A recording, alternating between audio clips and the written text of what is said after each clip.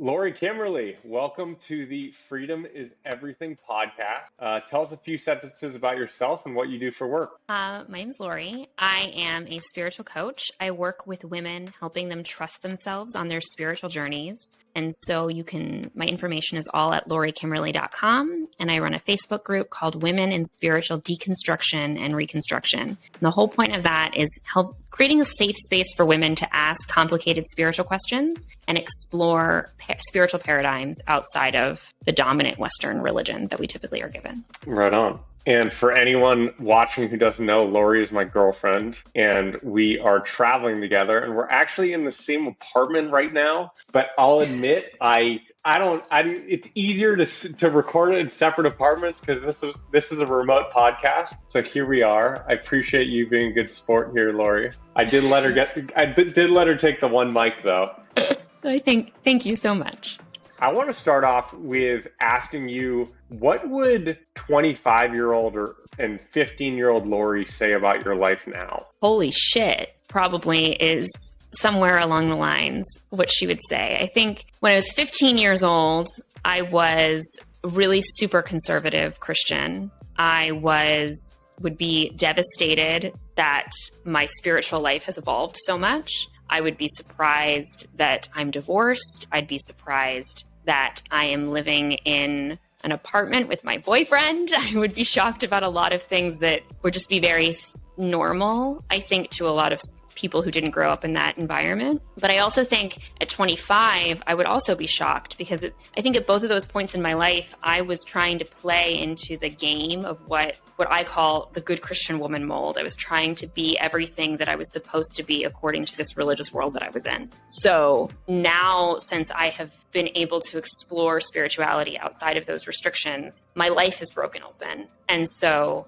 there is so much more beauty in life now. And I'm living into desire and my pleasure and what I call the erotic life in a much brighter and more beautiful way. So I would be very surprised. I also think I'd be secretly really excited about it too.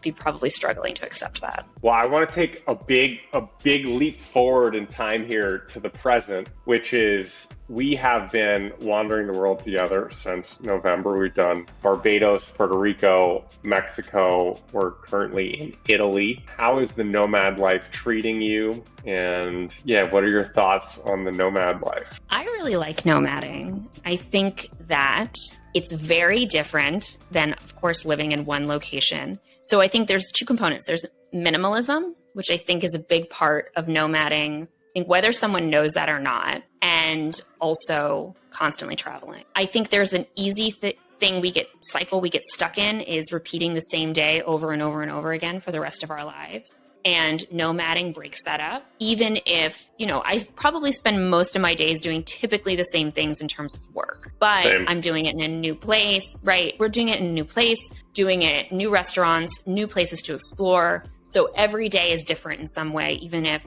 I still have to post social media, send my email blasts, all that stuff. I also think the other component that is really new and exciting for me is the minimalism part of it, because you just can't buy shit because you only have a certain amount of room in your suitcase.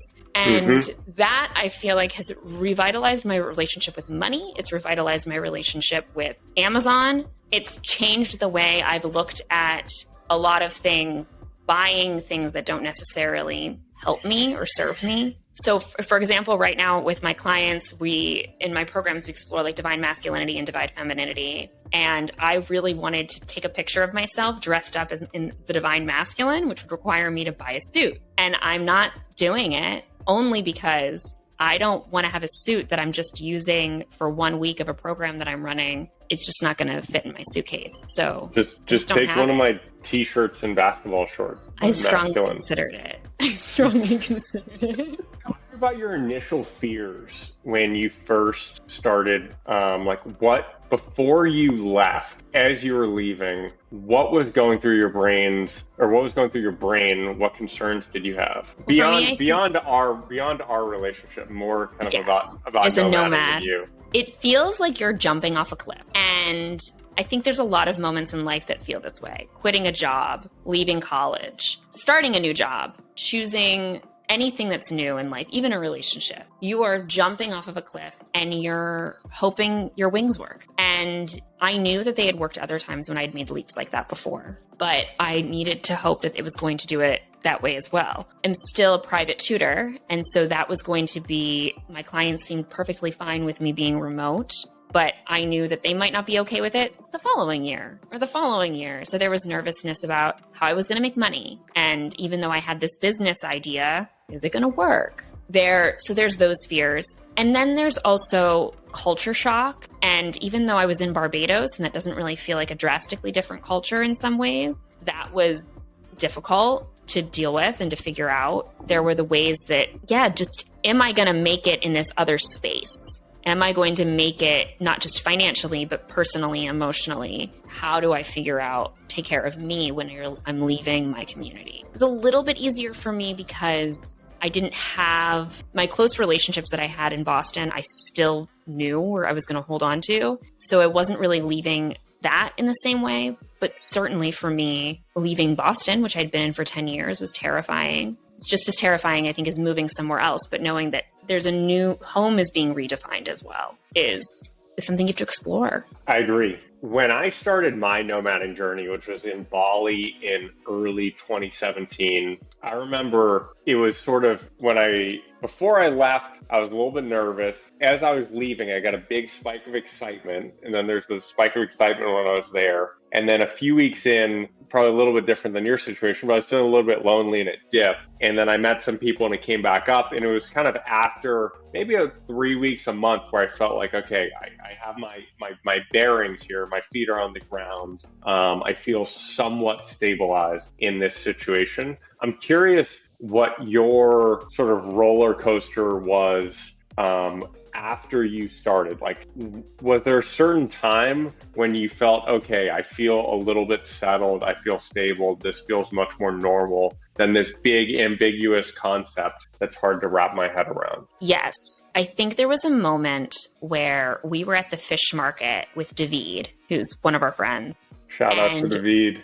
We were all talking about business strategies and just different ideas and things like marketing ideas and different things like that. That for me was a moment where I was thinking it's going to be okay because I'm currently in a conversation that my soul feels right in being in, that this is me progressing and I'm around people who I want to be in my life. And not that there's people who I don't want to be in my life that are in Boston, but it felt like this is the direction I'm supposed to be going in. So all this shit that I'm afraid of, this feels right. And that was when I knew it was going to kind of be okay. Yeah. And that around the right people topic is something that you and I discuss a lot in our everyday lives. And it's something that I feel like we've both been reflecting on before being here in Italy, we were back in Boston for a couple months.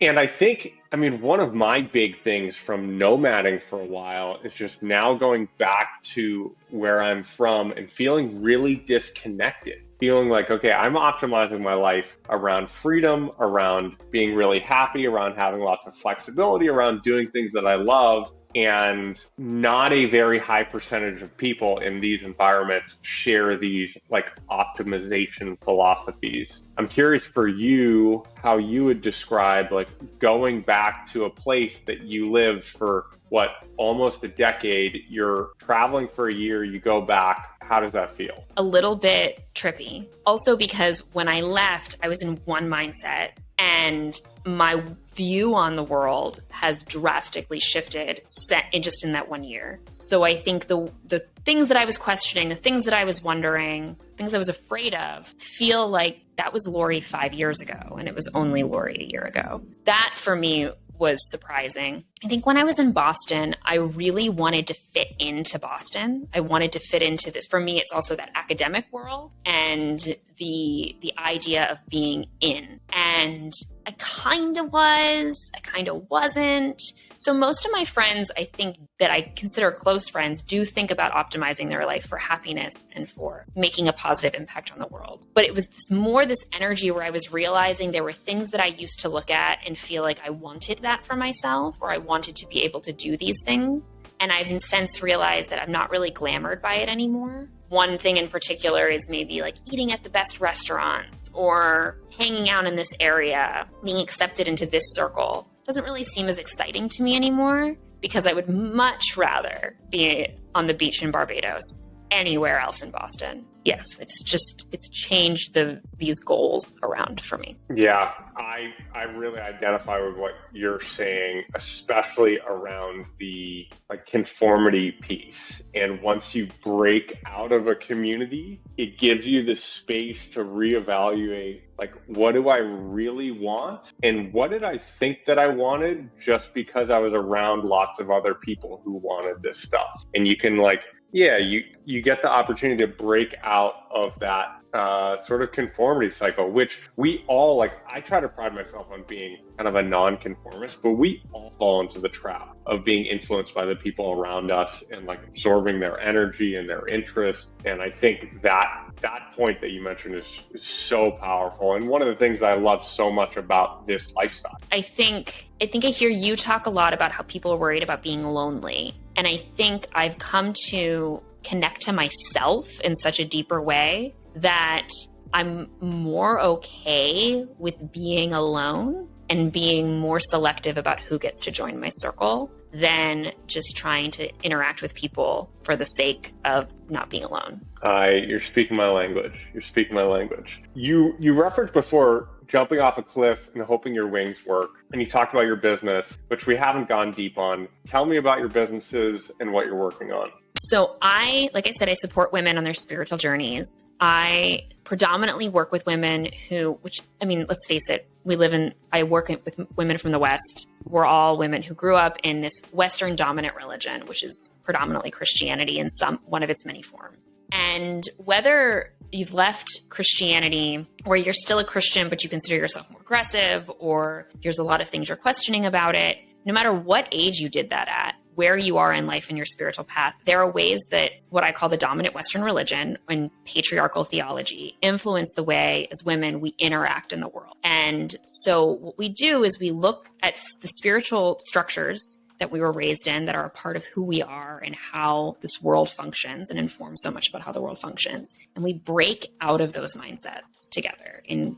community, through community work. So right now I have a program called the High Priestess Path, which is running in beta right now. And we go through the different stages that I believe that most women, it's good for them to go through as they break out of patriarchal ways of understanding spirituality, step into what I say, being the high priestess of their spiritual journey and owning their spirituality for themselves, not looking for approval from institutions or other thinkers or other ideas. And you also have another business as well, correct? Yes, I'm a private tutor. Obviously, I know, but I'm leading the witness here. I'm a private tutor. I work with families. I started in Boston, where I was working with families just at a specific preschool in Boston, and most of them were international families. And so I was supporting their kids and learning English and supporting their English language development. And then as those students started applying to other private schools, I supported that process, and then also tutoring them as they got older. So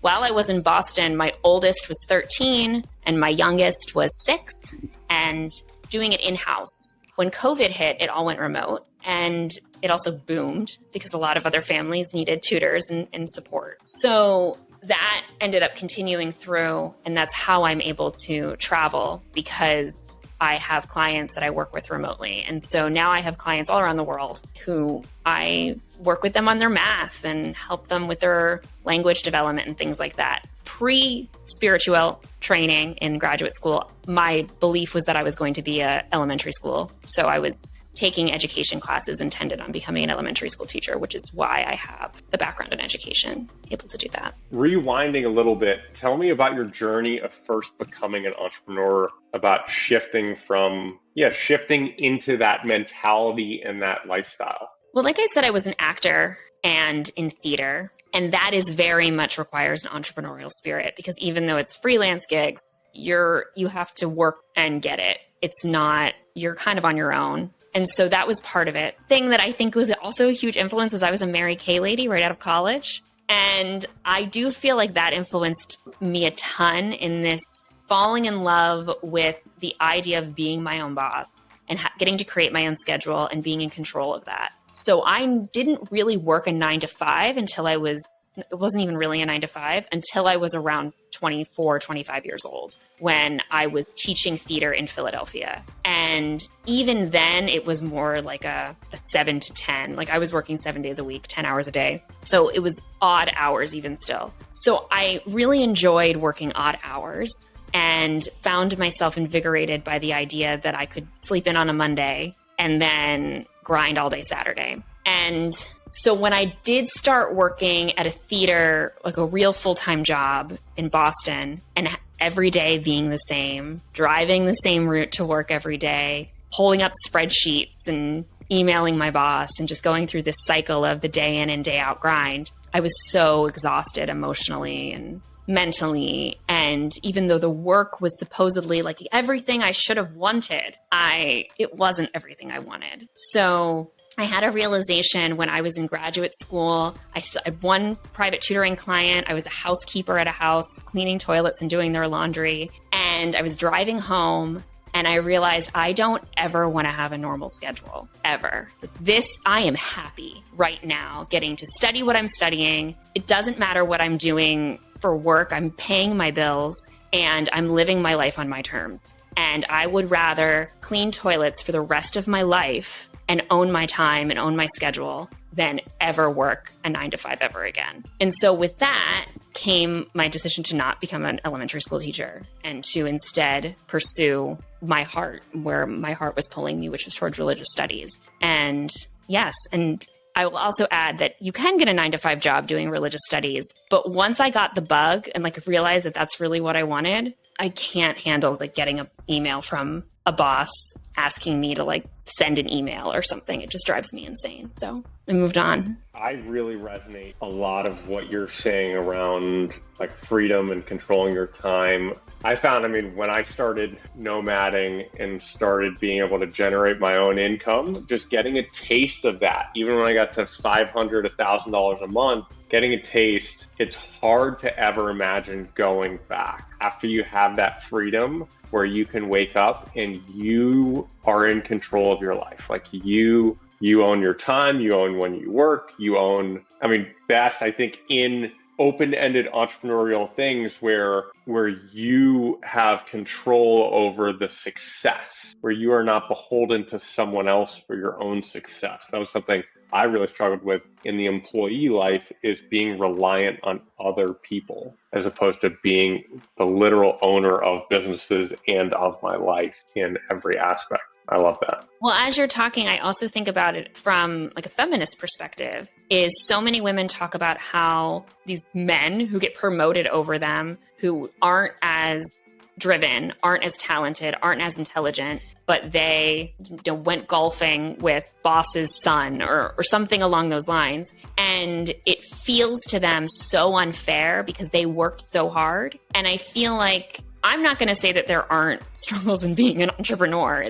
It's a bitch some days, but it's also, nobody is telling me I can't raise my prices because I just have to prove myself more. If I've decided that I can get a raise, then I get a raise. If I've decided that I'm going to create a program that's going to bring in a certain amount of money, I get to decide to make that my goal. So it doesn't mean that it's not hard. It just also means that it's not other people that are your barrier. It's more figuring shit out. And I would also say to any woman listening to this as well, my personal experience is that I would rather make $20,000 a year as my own failing at starting a business than make $100,000 a year having to work for someone else. And when I had that realization, I knew that it was time for me to any employment situation and go and own my schedule, because that to me is freedom. And I feel like that creates freedom is everything. Because freedom is everything. And I think that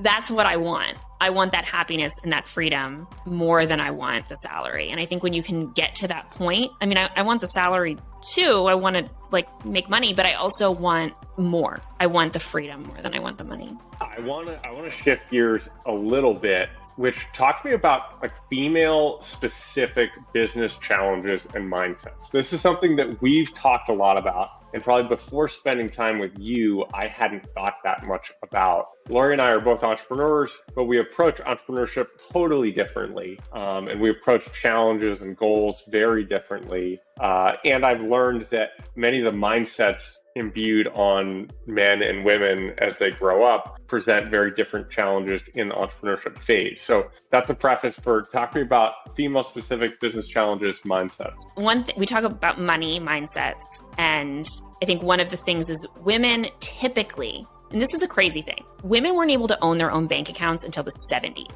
So that means none of our mothers grew up in a world where they could own their own bank account. That happened in our mother's lifetime. So the idea that women would suddenly, in this generation, I'd say Gen X forward, would be prepared and raised in a mindset in a society that was like, women can have lots of money, is just a fantasy world. We don't live in that world. We're still figuring out what that means. And so I think women in general are not necessarily raised to make money. At least I hope that the next generation, like the little ones now, are learning to do that. But I don't think we're necessarily as a society great at doing that. I think the predominant encouragement for women is to get a college degree, get a job, have an emergency fund. But your ultimate goal, the ultimate thing for women to do is to be a mom, be married, and have a house. And if the person listening to this is in that world, like, I'm happy for you if you're happy. But for women to not be encouraged to deal with their finances and own their money for themselves,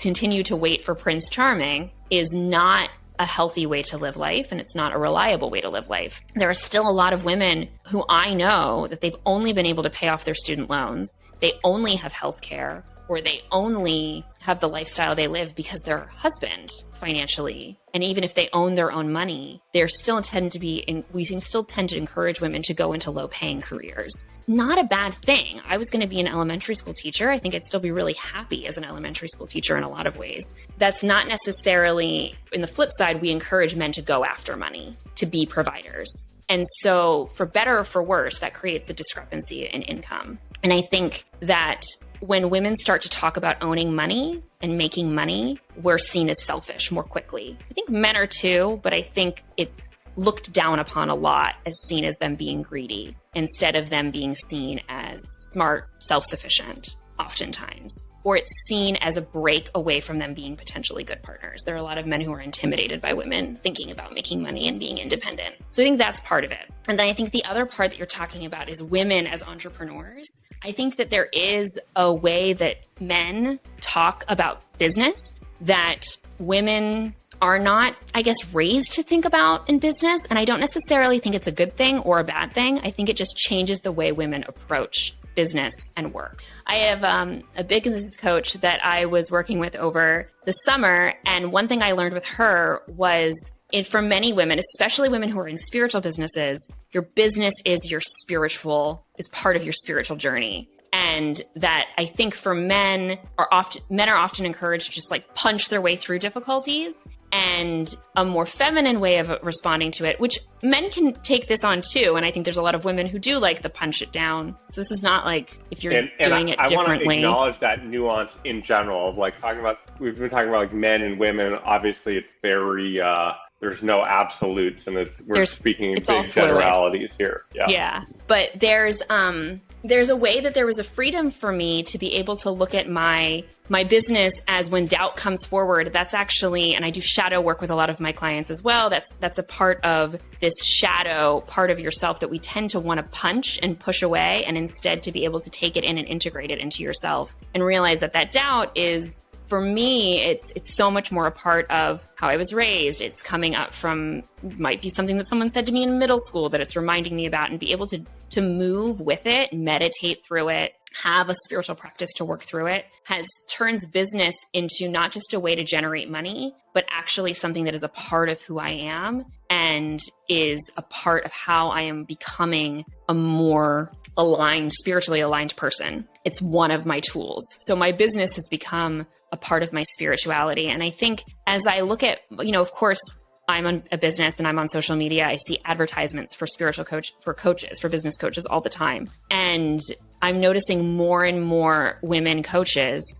using spirituality as a key component of their business work. And I think that that does happen way more often for women. Guys who even, just noticing the difference as guys, even if they meditate, even if they have a spiritual practice that they do, they'll still have an attitude of punch the doubt monster, which is not bad. Punch him away if that's working for you. But yeah, I tend to sit with my doubt and get to know it and hang out, and we have wine together and we get to know each other a little bit.